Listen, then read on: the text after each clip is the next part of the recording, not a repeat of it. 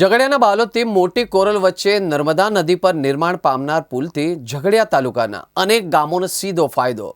બાલોદ તેમજ આસપાસના ગામના વેપારીઓએ નજીકમાં જ વડોદરા જિલ્લાના બજારોમાં નવી તક મળશે।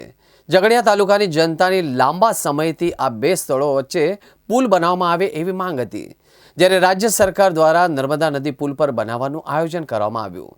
બાલોદ મોટી કોરલ વચ્ચે નર્મદા નદી પર પુલ બનતા ઝઘડિયા નેત્રંગ વાલિયા તાલુકાની જનતા માટે વડોદરા તરફ જવા આવવા માટે નવો અને ટૂંકો રૂટ પ્રાપ્ત થશે। આમ થતાં લોકોને કિંમતી સમય અને નાણાંનો યોગ્ય બચાવ થશે। તેમજ બાલોદ પંથક સહિત ઝઘડિયા તાલુકાના વેપારીઓને વડોદરા જિલ્લાના બજારોમાં નવીન તક મળશે।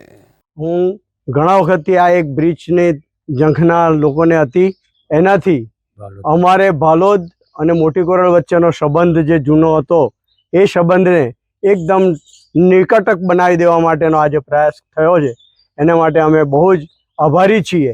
પણ આજે આ જે પૂર્ણ થાય છે, જેનાથી બાલોદવાસી અને આજુબાજુના ગામોના બધા જ માણસો બહુ જ તત્પર રીતે બહુ જ એક ઉત્સાહિત થયા છે, અને જેનાથી અમને આજે એકદમ ટૂંકા સમયની અંદર વડોદરા, અમદાવાદ કે ગાંધીનગર લગીને જઈ શકીએ છીએ।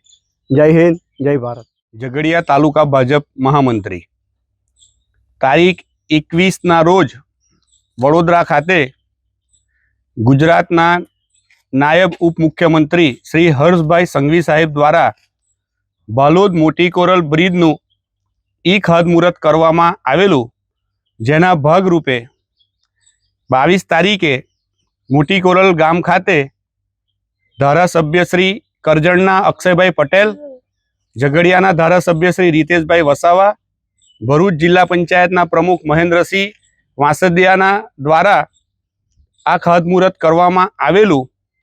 બાલોદ મોટી કોરલ બ્રિજ બનવાથી સમગ્ર બાલોદ તેમજ બાલોદની આજુબાજુ આવેલા રૂંડ, ઓરપટાર, તોઠીદરા, તરસાલી, કૃષ્ણપરી, વઢવાણા, વણાકપોર, પ્રાંકળ, જડસા, રાજપારડી તેમજ રાજપારડી અને ઉમલ્લા ઝઘડિયાના નજીકના ગામોને પણ આ બ્રિજનો ફાયદો થવાનો છે।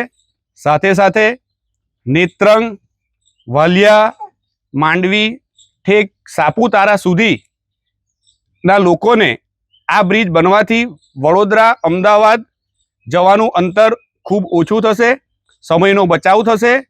સાથે સાથે વેપાર ધંધા રોજગારવાળા લોકોને પણ આ બ્રિજ બનવાથી ખૂબ જ ફાયદો થવાનો છે। આ તબક્કે અમે બાલોદ ગામ તેમજ આજુબાજુના સમગ્ર ગામના લોકો તરફથી અક્ષય પટેલ ધારાસભ્ય શ્રી કરજણ, રીતેશભાઈ વસાવા ધારાસભ્ય શ્રી ઝઘડિયા, મનસુખભાઈ વસાવા સાંસદ સભ્યશ્રી તેમજ જિલ્લા પંચાયતના પ્રમુખ મહેન્દ્રસિંહ વાંસદિયા તેમજ હર્ષભાઈ સંઘવી સાહેબ અને ગુજરાત સરકારનો અમે ખૂબ ખૂબ આભાર વ્યક્ત કરીએ છીએ। આ બ્રિજ સમયસર પૂર્ણ થાય એવી આશા પણ રાખીએ છીએ। વંદે માતરમ, ભારત માતા કી જય।